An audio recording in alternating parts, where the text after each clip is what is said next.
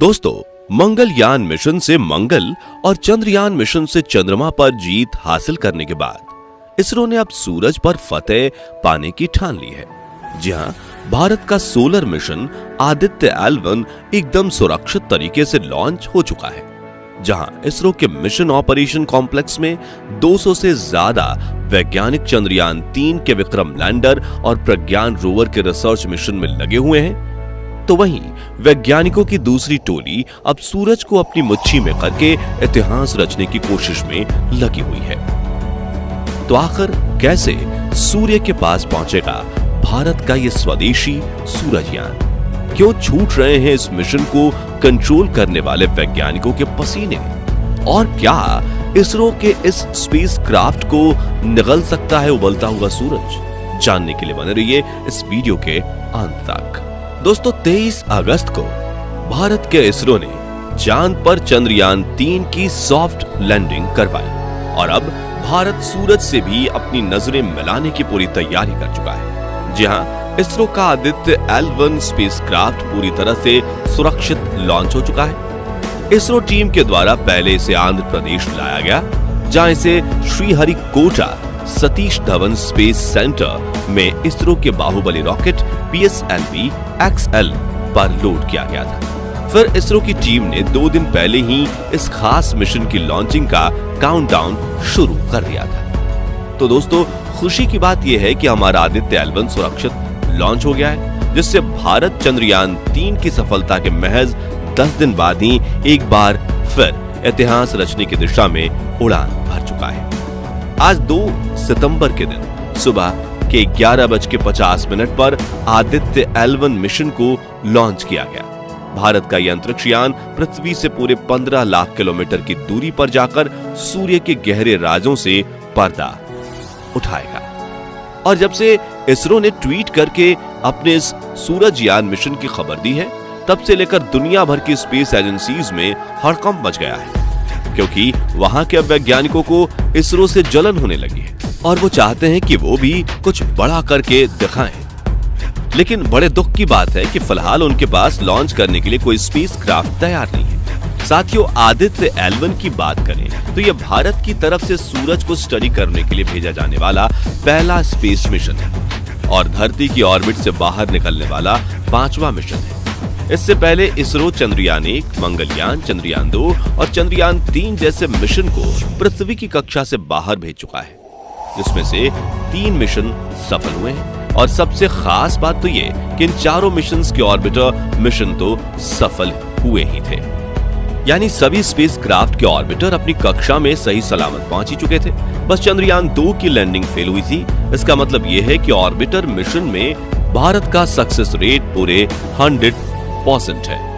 और आदित्य L1 भी एक ऑर्बिटर मिशन ही है, जो पृथ्वी से 15 लाख किलोमीटर दूर सूरज और पृथ्वी के बीच मौजूद लैग्रेंज पॉइंट 1 की हेलो ऑर्बिट में चक्कर लगाते हुए सूर्य की स्टडी करने वाला है। आपको बता दें कि आदित्य L1 को आंध्र प्रदेश से उड़ान भरकर लैग्रेंज पॉइंट 1 तक पहुंचने में पूरे 109 दिन लगने वाले हैं और इस सफर में भारत का सूरजयान 50 लाख किलोमीटर से भी अधिक का ट्रैवल करने वाला है, क्योंकि इस बार भी इसरो हमेशा की तरह ही अपने अंतरिक्ष यान को पृथ्वी के अंडाकार ऑर्बिट में घुमाते हुए ही लैग्रेंज पॉइंट की तरफ फेंकने वाली है, जिससे कम ईंधन का उपयोग हो और मिशन में सेफ्टी भी बढ़ जाए। इस रूट की बात करें तो आज सुबह इसरो का Baahubali PSLV rocket Aditya L1 को पृथ्वी की लोअर ऑर्बिट में छोड़ दिया गया है, जिसके बाद ये पृथ्वी के चक्कर लगाते हुए कुल 4 बार ऑर्बिट रेंजिंग मैन्यूवर परफॉर्म करके अपनी कक्षा बढ़ाता चला जाएगा और सतह से एक निश्चित डिस्टेंस पर पृथ्वी की कक्षा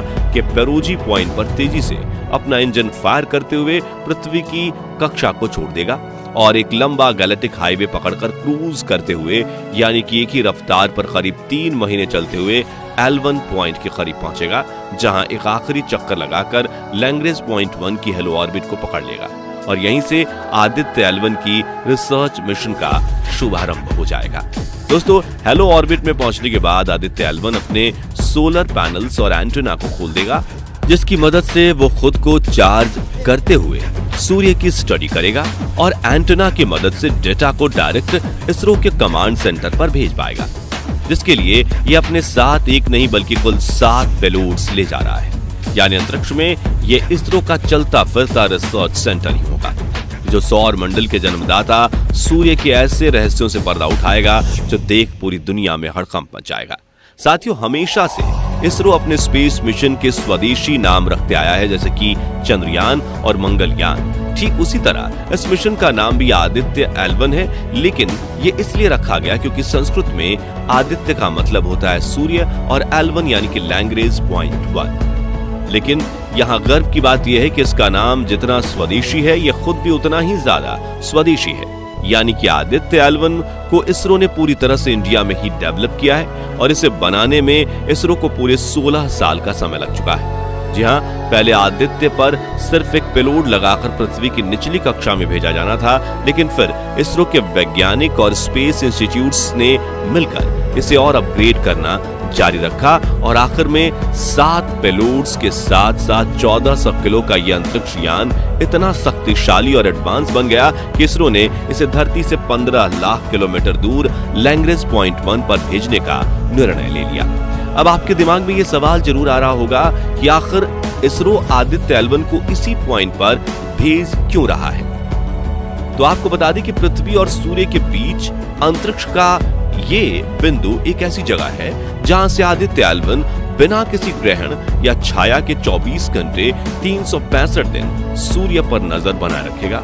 वहीं इसकी हेलो ऑर्बिट में चक्कर लगाते रहने के लिए इसे फ्यूल की भी जरूरत नहीं होगी। इसलिए इसरो ने इतना बड़ा कदम उठाया है और पिछली बार जिस तरह इसरो ने चांद के साउथ पोल पर सबसे पहले कदम रखा था, ठीक उसी तरह इस बार भी लैंग्रेज पॉइंट 1 पर जाने वाला भारत सबसे पहला देश बनने वाला है। दोस्तों, सौर मंडल के सभी ग्रह, उपग्रह और पिंड सूर्य की ही परिक्रमा करते हैं। पृथ्वी पर जीवन भी सूर्य की रोशनी की वजह से ही है। सौर मंडल का संतुलन भी सूर्य ने ही बनाकर रखा है। अंतरिक्ष में घूमकर रिसर्च करने वाले सभी स्पेसक्राफ्ट भी लंबे समय तक सोलर पैनल्स के जरिए मिलने वाली सौर ऊर्जा की वजह से ही काम करते हैं और रात को चांद भी सूर्य की रोशनी की वजह से ही चमकता है। ऐसे में हम ये कह सकते हैं कि हमारे आसपास की पूरी दुनिया को सूर्य ही कंट्रोल कर रहा है। इसलिए सूर्य के बारे में पूरी जानकारी होना काफी ज्यादा जरूरी है। ये बात नासा काफी लंबे समय से समझ चुका है। इसलिए नासा ने ही आज तक का सबसे ज्यादा सोलर मिशन भेजा है और अब इसरो ने भी पहल करते हुए सूर्य के रहस्यों से पर्दा उठाने के लिए आदित्य L1 को लॉन्च कर दिया है।